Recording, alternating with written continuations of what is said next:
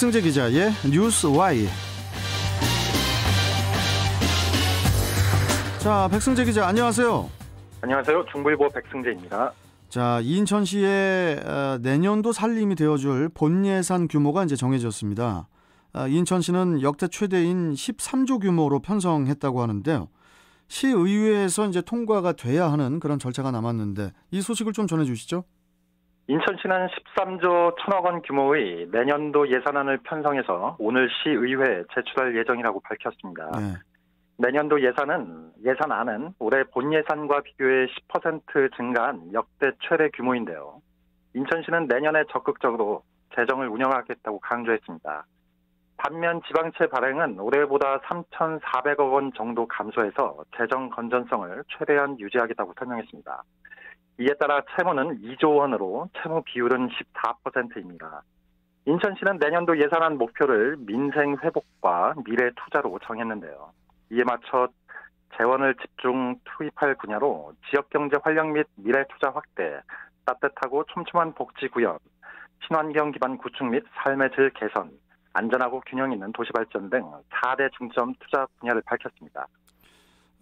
인천시의 그 예산안 목표 중 하나가 그 지역 경제를 활성화를 하고 또 앞으로 미래 전략 산업을 확대한다고 했는데 구체적으로 좀 설명 좀 해주세요. 인천시는 지역 경제 활력과 미래 투자 확대를 위해서 1조 3천억 원을 투입합니다. 인천의 미래 전략 산업을 육성하고 산업 기반을 고도화하기 위한 건데요.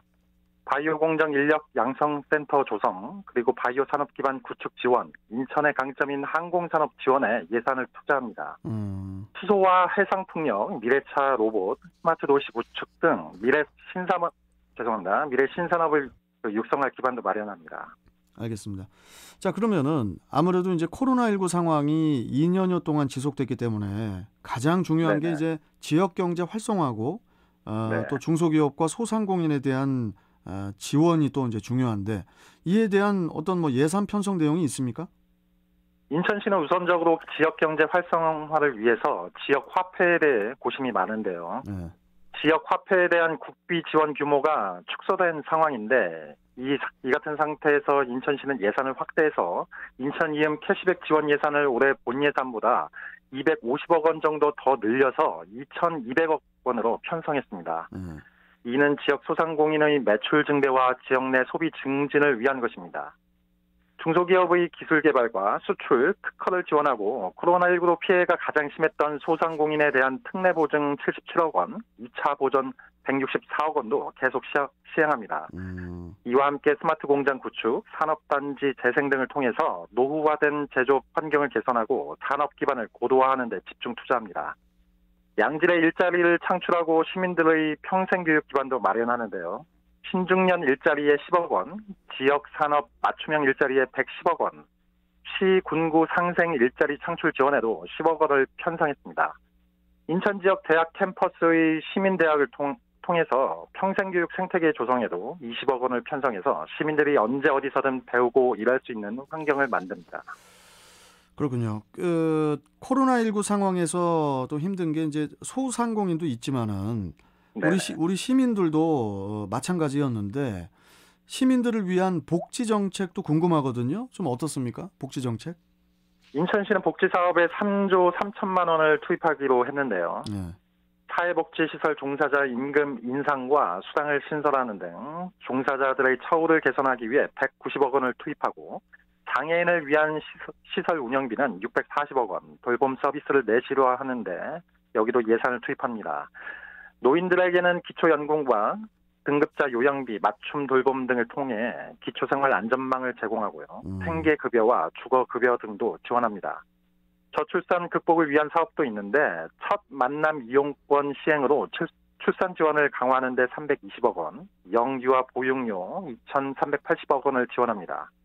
가정양육 수당과 영아 수당, 누리과정 등의 보육 경비로 예산을 편성했습니다. 국공립 어린이집을 더 확충하고 기존 어린이집 무상 보육에 더해서 5세 아동의 보육 필요 경비를 추가 지원해 부모의 부담을 줄인다는 계획입니다. 그렇군요. 그러면 마지막으로 아동과 청소년 또 한부모 및 다문화 가족을 지원하는 것도 이제 중요한데 이에 대한 예산도 어떻게 편성이 됐습니까? 네, 그렇습니다. 폭력 피해 여성을 이들의 여성을 그 회복을 지원하고 경력 단절 여성의 새로 일하기 센터를 운영하는 데 각각 70억 원, 40억 원을 지원하는데요. 이 새로 일하기 센터의 경우 여성의 경제활동 참여를 지원하기 위한 곳입니다. 아동학대 예방과 결식 아동 급식 단가를 좀 더 현실화하는데 친환경 무상급식에는 765억 원을 편성했고요. 여성 청소년의 그 생리용품을 지원하는 대로 예산을 투입합니다. 한부모 가정 자녀 양육비와 다문화 가족을 지원하는 예산도 규모를 크게 늘려서 지속적으로 추진하고 창업기업 청년 일자리와 청년 마을 드림존 등 28개 취업 지원 사업에 250억 원을 지원합니다. 그리고 드림 체크카드와 월세도 지원하는 등 22개 생활 지원 사업에 450억 원을 편성했습니다. 알겠습니다. 자, 인천의 예산이 알뜰하게 잘 쓰여지길 바라면서 자, 오늘 말씀 여기까지 듣겠습니다. 고맙습니다. 네, 고맙습니다. 네, 자, 뉴스와이 중부일보 백승재 기자와 함께 했습니다.